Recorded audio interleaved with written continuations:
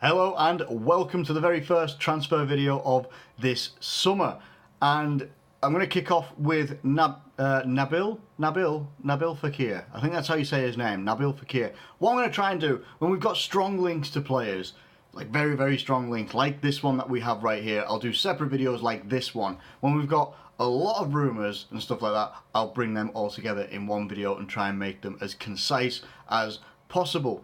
One thing that I will always reiterate as well is that if I don't know anything about a player that we're linked with, I will not lie to you. So say for instance, if we're linked with someone from, say, the Dutch League, I don't watch a lot of Dutch League football, I wouldn't know anything about them really, unless I've played with them on FIFA, which doesn't give you anything, okay?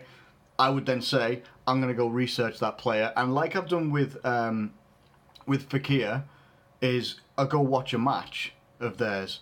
And if I can maybe go watch a couple of matches. And I think it's really important to do that because it's so quick for any of us to turn around and be like, okay, this guy looks exciting. He sounds like he's an exciting player. Sounds like a really good one. People are really hyped up on him. Let's go on YouTube and go and look at some highlights. And don't get me wrong, I have looked at some of his highlights on here. I've actually got one playing right below me at the moment on my iPad, just as like a little reminder of what he can do. But highlight videos are highlights for a reason. Everybody has them. Everybody has highlights, whether the video is 2 minutes long or it's 10 minutes long like this one here. Now, what I like to do from that is, okay, I can get a flavour for the player, I can see the good things that they do, but what are they like in a game all the way round? And that is one thing that I haven't been able to do yet.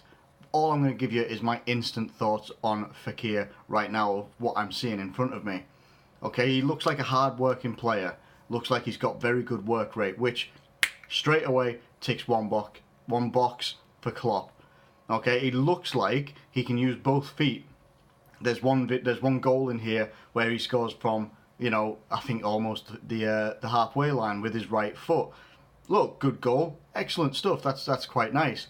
Looks like he's predominantly left-footed, which is really good. Looks like a good finisher in and around the box as well. Likes to be more of a provider by the looks of things as well. And seems to operate a lot on the left-hand side, providing assists here for, I think it's Bertrand Traore. And he seems to work on, as I say, I highlight that left-hand side. And I highlight that left-hand side purely because we have to look at Sadio Mane. Mane has been an absolutely vital player for us on the left-hand side, and I think it would be really difficult for someone to come in and take that left-hand side away from Mane.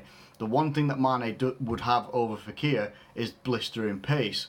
He has got very good technical feet as well. The one thing that Sadio Mane sometimes lacks is a little bit of finishing. Now, this is where maybe someone like Fekir, who sometimes his work rate and the way he plays, it seems to get linked or likened to Roberto Firmino. Obviously, we know Firmino so much, we love the guy. And that man is a dogged worker. And what I mean by that, if you don't know what I mean, is that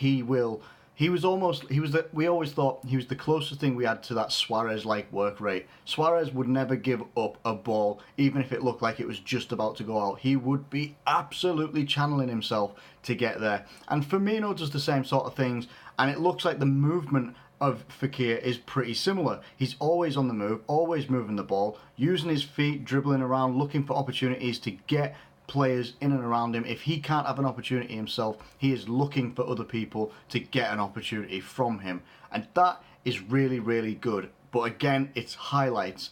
What I want to see, or what I want to do from looking at these highlights, I want to go watch 3 games of, is it Lyon that he's at? I want to go watch 3 games of theirs. One, which is an impressive win. One, which is a draw, maybe a competitive draw or a ball draw that he's involved in. And I want to go see a loss as well. Because I really want to highlight, or I want for me to see, what was his contribution during those games. During those games, did he have an equal effect? So when they were losing, was he working as hard as he was when they were drawing? Who did they lose against? What caliber of competition did they lose against, and how did they lose? These sorts of things, while it comes down to the team as well, obviously it comes down to the whole team working together, but I also want to see how this player that's linked with us, how did he react to losing, drawing, winning? Is he the same all the way through? Because if so, that's good. Because then it means when they lost, it was more other people around him. But if they lost and he's a direct consequence of that, then yeah, that's maybe something that we can look at with a little bit of caution. Now, I'm not saying that he's going to be fully responsible for losses and such like that, but it gives me a much fuller picture of what this player is going to bring to us, and that is going to be absolutely key because we've got a massive season ahead of us next season. We've done exceptionally well this season, I think. I know a lot of people from maybe opposition fan bases and stuff like that will highlight the fact that we finished fourth twice in a row, and both times we had to do it on the last day of the season. Fine, I'm with you on that one. But the key thing here, and I think this is actually a key fact, and I am going a little bit off tangent, I do know, but a key fact here that an English team that's reached the Champions League final hasn't finished in the top four for a long, long time. We are the first team to do it in a long time from the Premier League. We have finished fourth and we're in the Champions League final. Massive progress. Massive progress. Can't even tell you how much progress would be made if we win it. But regardless of that, we've navigated a Champions League campaign and finished fourth in the table as well. So look, we've got a massive season ahead of us next year, and we need to make sure we bring in the right players. Now, as of right now, and I'm talking to you at about, I think, 1 o'clock on Sunday afternoon it is right now. I haven't got a clock in front of me. 1 o'clock on Sunday afternoon is when I'm talking to you right now, and the rumours are still the same, saying that it's 99% done. This deal is 99% done, whatever that means. The player himself has come out and said some comments that kind of make it feel like he's done, or he's had, this is his last game that he played last night for Lyon, which I think they won 3-2. Depay scored a hat-trick, I think it was. And then I think similar comments from either the manager of the club or the president of the club, something like that. Look, I can't remember the direct quotes, but they all seem to link to the fact that he might have played his last game at Lyon, but none of those comments say, I've played my last game for Lyon and I'm going to be going to Liverpool. None of them say that. None of them whatsoever. So basically, I think they've just been focused on getting their last game done in their league for their club, trying to get it done. I think they got into the Champions League as well on the back of that victory as well. So that's quite big for them. And we will see what happens. Obviously, with the transfer window being open on Thursday, you're seeing Leicester have made moves for Porto's defender, can't remember his name, Pereira. So they've made moves already. People will start be wanting to make moves now. We are going to if we're going to bring in some big targets, some either big names or people that are going to affect us and our team in a big way, we're going to need to bring those guys in as soon as possible. Now, whether that means we get them in before the World Cup, which I sorely hope that we do, I really hope that we get our players in before the World Cup, because if you're waiting for after the World Cup, it gives you such a slim window, because this transfer window closes as soon as the Premier League season starts for us. It does not close for other leagues though, and that is one thing that we have to be aware of. So we need to massively take this seriously to get our targets done. But what I'm liking about Fekir, from what I can take from highlights, is that the guy doesn't seem to stop. He doesn't seem to stop, wait around, stand around or anything like that. Everything seems to be constant movement. And if you look at the Liverpool team, we thrive on constant movement. The whole team moves as a unit. Across the pitch. They don't all just come careering into some little spaces here. You don't necessarily see people just standing around doing nothing. You see this constant movement around the pitch, and he already has that type of movement. And then you're looking at the range that he has for shooting. He's got a hell of a range. He looks like he's got exceptionally very good passing as well. If we can get something like this done, and as I say, I want to go and have a look at proper matches and get a proper feel for what he's like as a player. But you get something like this done, someone who looks very creative, and obviously people will be pointing towards, a proper replacement for Coutinho. Looks like he's maybe got a little bit more to him than Coutinho as well. And I'm not slagging off Coutinho there. It just looks like he's got magic feet by the looks of it. But it's all highlights at the moment.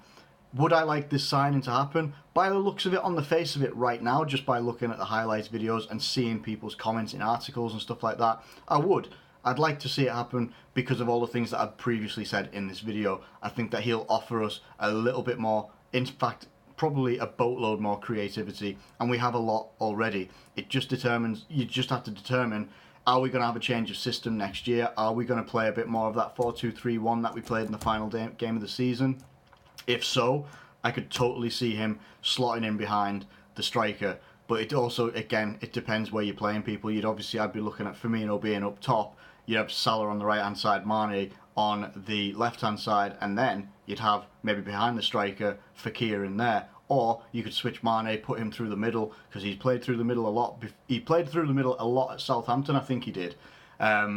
And he's got the ability to play there as well. You could put Fekir out on the left hand side. There's a lot of options, and it looks like, from the type of player that he is, he could actually play across most positions, but looks like he operates mainly from the left hand side at the moment. But that is all my thoughts at the moment. I'd like it to happen. You've also got to remember we've got Naby Keita already coming in, so that's going to be amazing as well. So we get Keita is guaranteed to come in, bring someone in like Fekir, which I'm seeing a lot of other opposition fans, even I think notably Arsenal fans, are looking at it like, crap, these guys are going to go hard in the transfer window, and I think we will.